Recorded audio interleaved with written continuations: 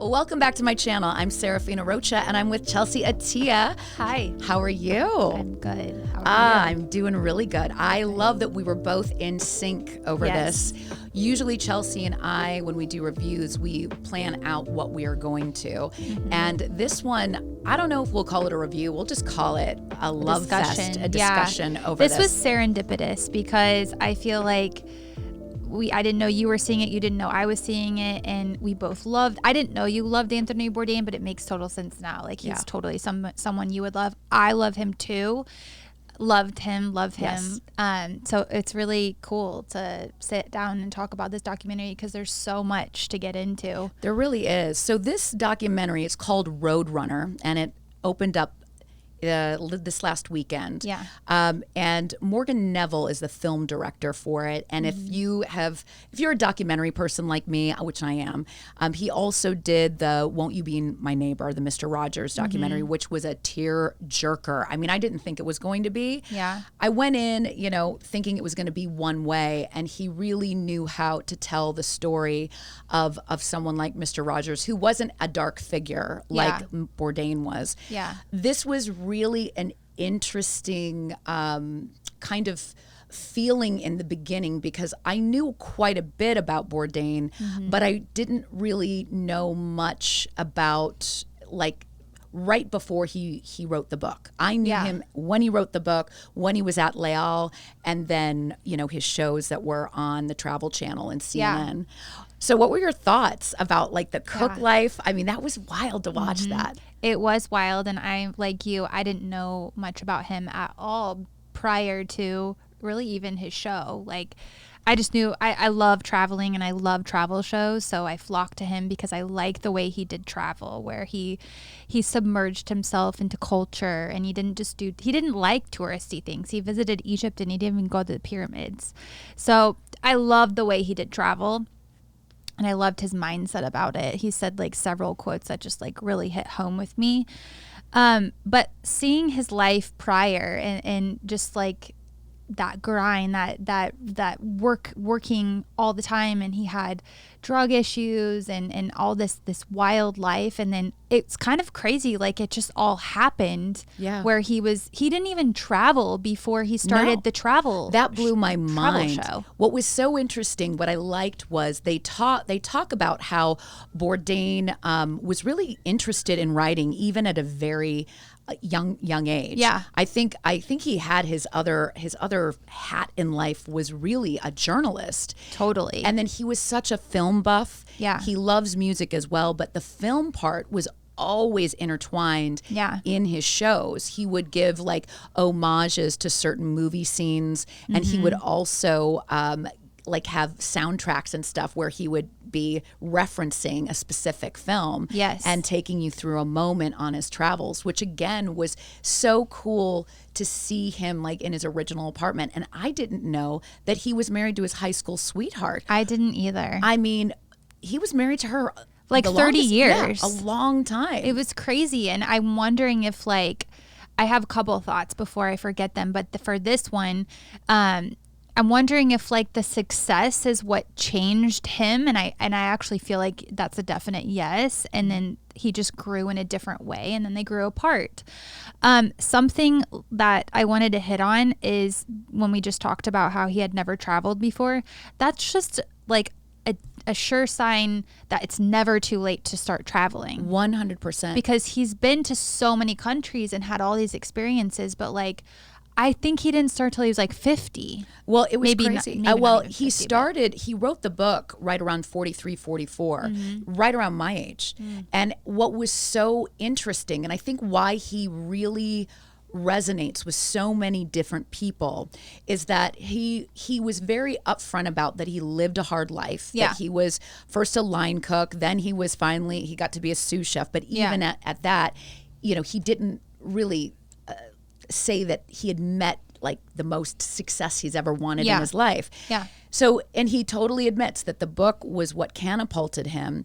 And what I found so interesting was, he would always always remind the watcher of the shows where he came from. And I think that was one of the main reasons why people really loved him and rooted for him. Totally. And he had that edge of sarcasm and that bit of like of what they refer to as the asshole in it, to where he wasn't in wealth his entire life. I mean, he was cultured. He had gone to France, I think, when he was a young boy. But other than that, like, you know, he's a basic New York dude. Yeah. I feel like him being a writer was another reason why his show and everything were so successful, just because the way that you just felt like it wasn't just like your basic travel show. And what I loved that he said that I was like, that would have been really cool too, is he wished that he could have just filmed from his point of view and not ever been on camera. Because I don't think he liked people recognizing him. I think you're dead on. I mean, again, you're not a chef. Yeah. In the kitchen, you know, you present food. You don't present yourself. Exactly. So what I was amazed by was how the show initially started with the two creative partners. I think it was Lydia Tenaglia and Chris Collins. Yeah. And the way they spoke about the first time he was on camera, I think Japan was one of the first places they visited. Japan or Vietnam. Vietnam, yeah. And he was really strange and awkward in it. Yes. And they were like, we made this big mistake. Totally. And then it was. No, you know what? I think it was Vietnam that changed it. Vietnam was the one that changed it. That's right, because I think his friend, the former the owner of Leal, came out there. And again, I loved that he found his like the pace and the footing and what his rhythm was, because in the beginning it was a little cringy, and you could totally tell by the reflection of Lydia and Chris of like they were like, what did we get ourselves into? I think that I feel like when he started going into more the travel host, it was cool to see him in the beginning just kind of having fun with it. Yeah. But when they ended up visiting, I believe it was Lebanon, I think it was. Beirut. It was, and the war went on. Yeah. Everything changed. And like it was like his perspective changed. Yeah, I think he got like a real dose of like the real world. Like, but he said like, I can't just do this cooking show. I cannot just sit. He's like, people were lounging by the pool while there's bombs being dropped, and he's like, this was just the most insane juxtaposition to experience. So he had to have more depth, and he had so much depth as it was. So that made sense that he'd want to make it more than just, you know, what am I eating? Exactly.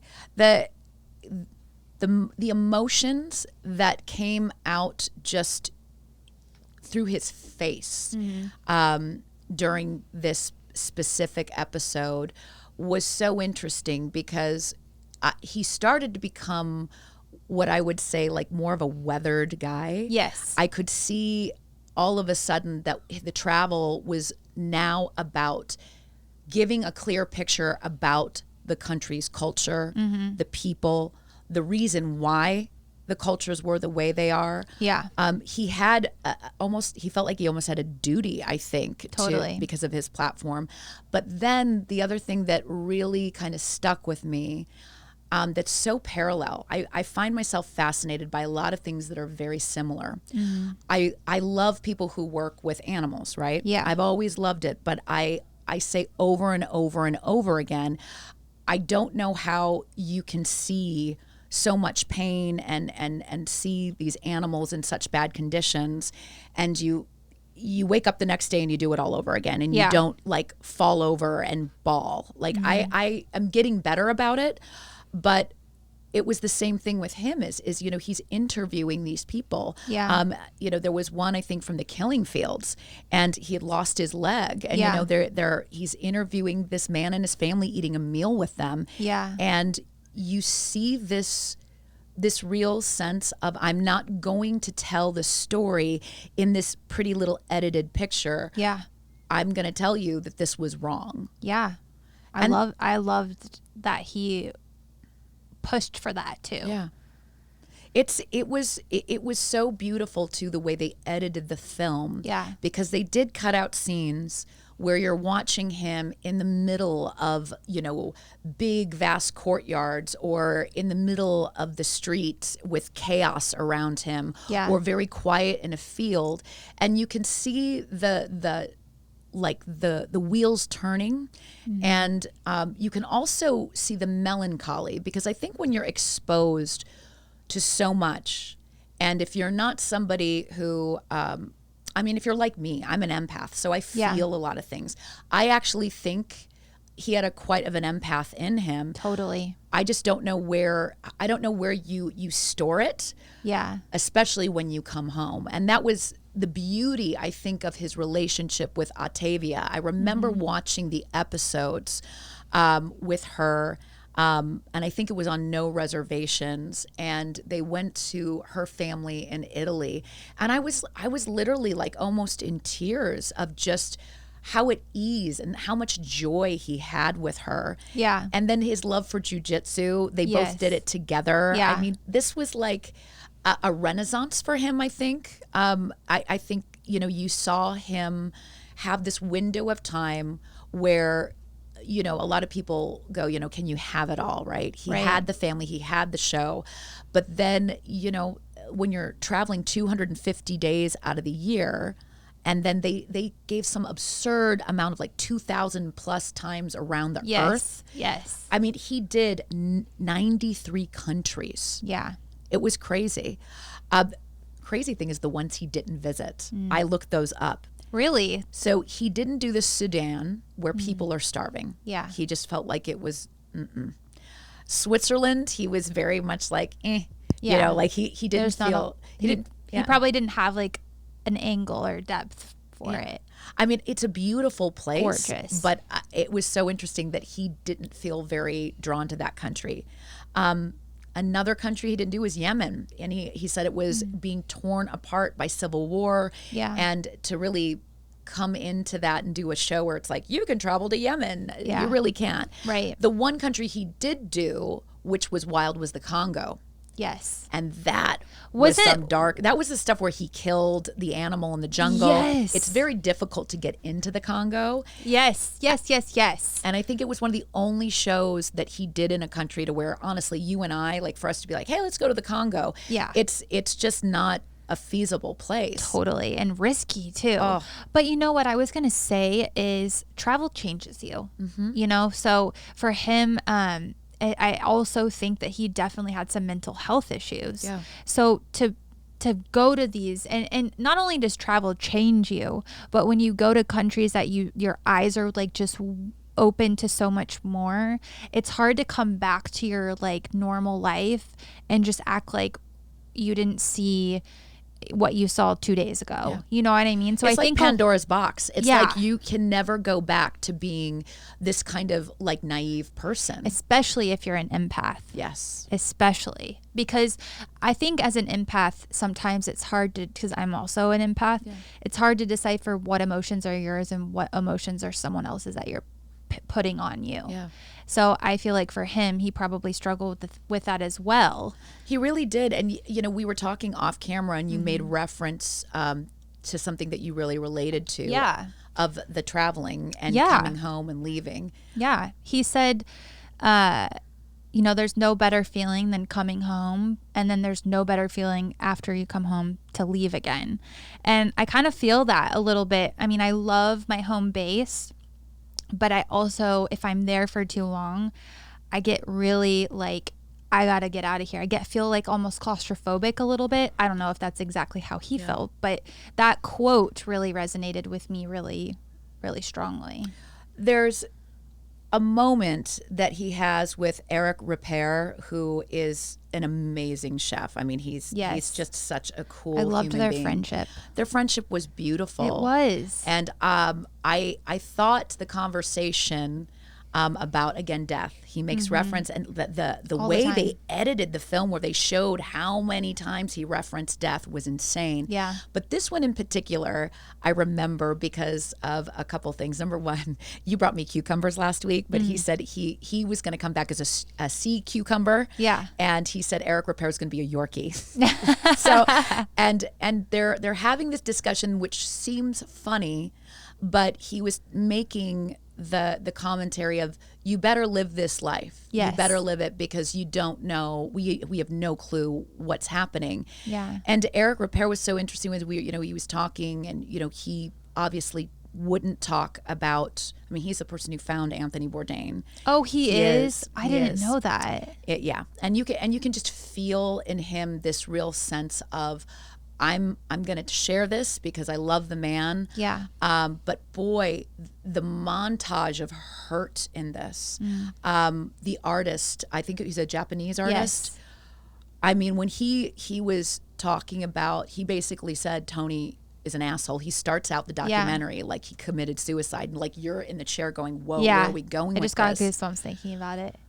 And then their art. I mean, it was so interesting to talk about what Bourdain said. And he said they had a lot of conversation about, grief is a big part of your life, and that a lot of artists, they create from grief and sadness, and they almost feel like they have to immerse themselves to feel something.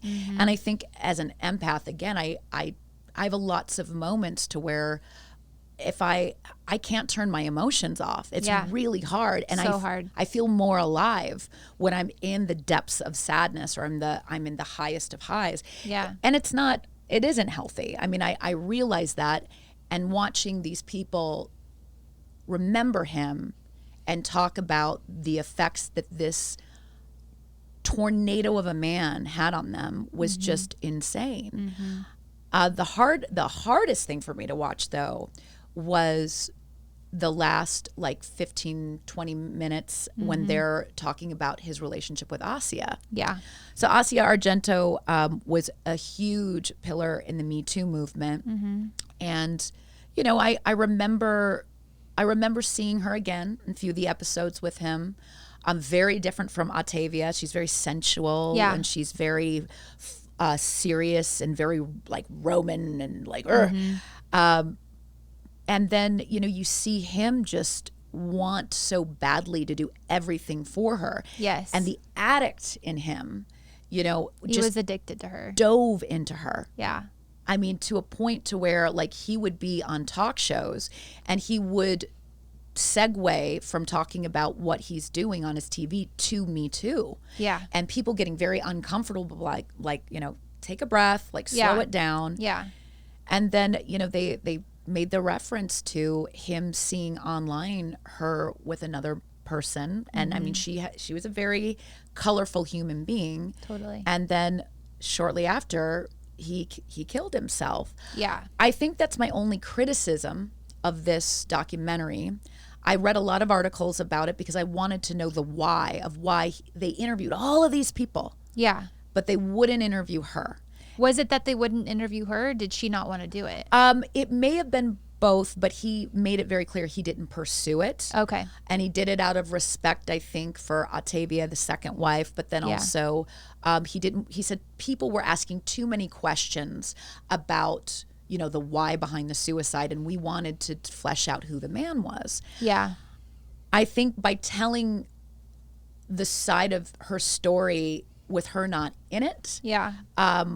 Was hard because, I mean, no matter what kind of person she is or you have judgment or thoughts on her, she did love him and she did have a relationship with him. Yeah. She may not have done it well. She obviously was a very conflicted woman, but so was Bourdain. Yes. And I think those two together was just the perfect storm. Yes. Because there was so much passion there, especially at the beginning. Well, passion in both ways. Yes. Passion for love and passion for he called her the crazy Italian woman. Yeah.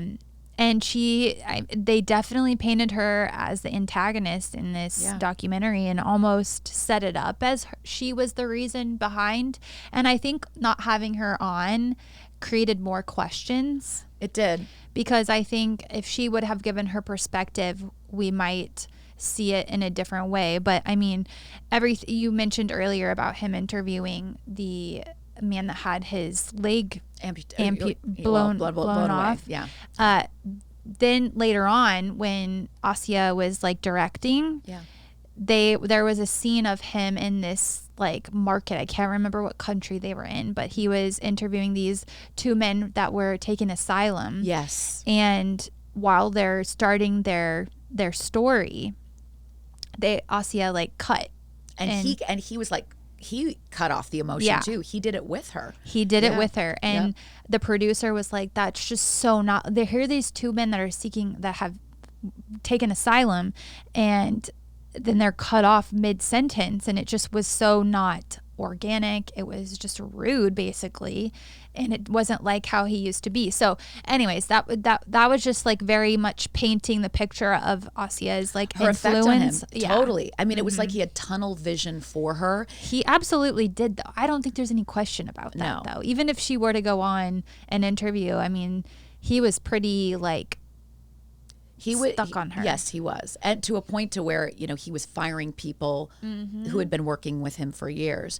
Yeah. So, as it ends, what I did love about it, I won't completely spoil it for you, but you are like, I was definitely in so many different feelings throughout this movie. And I loved that they decided to end it the way they did. And I'm not going to tell you how, because Chelsea and I really have kind of dug into some of the best parts of this. Yeah. But there's nothing like it. There's a criticism that'll be interesting, and I'm interested to know if you watch the documentary, if you notice this, but there's so much voiceover by Anthony Bourdain, and there's some of it that I was reading articles that they got artificial intelligence to take his tonality and his voice, and they took his writing. It was his words, but they took an AI approach and used a computer that sounded like him. Yeah. There was just a few things in there that were choices that were interesting. Yeah. Overall, though, I thought it was a beautiful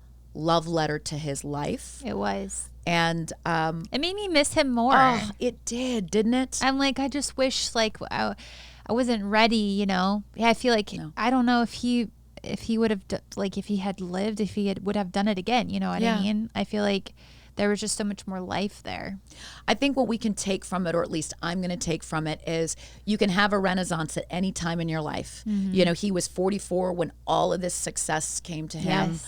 I think the other thing I'd like to take from it is, they made a reference to he loved movies and he loved movie moments and perfection. And they said if only he could have just taken a step back and looked at how beautiful reality was. Yeah. And that he didn't have to keep tweaking it to be something Exactly. that it wasn't.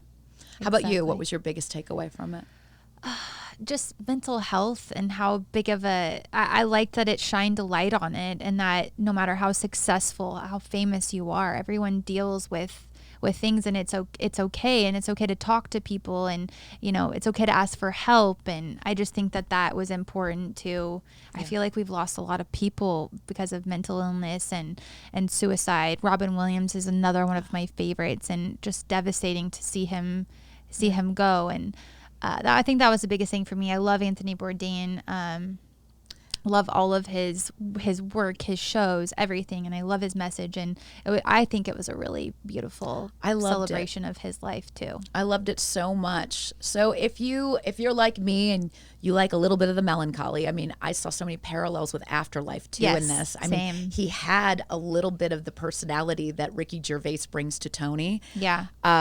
Wow. I mean, I guess all I can say is that if you love the man, if you watch the show, you need to go see this. It's like nothing you've ever seen of Bourdain. There are a lot of things that are outtakes and really beautiful moments that, you'll never get to see unless you see this movie. Yeah. And I mean, well done. This film was awesome. It was. So definitely, if you're going to head out to the movie theater like me and Chelsea did for the first time, which was so cool, this is definitely a movie you should watch. Thank you so much for watching this episode of the Seraphiend podcast, YouTube channel, whatever. We're doing it all, baby. Please like, subscribe, hit it right there at the corner, and tell us your thoughts. Thank you so much for watching. See you later.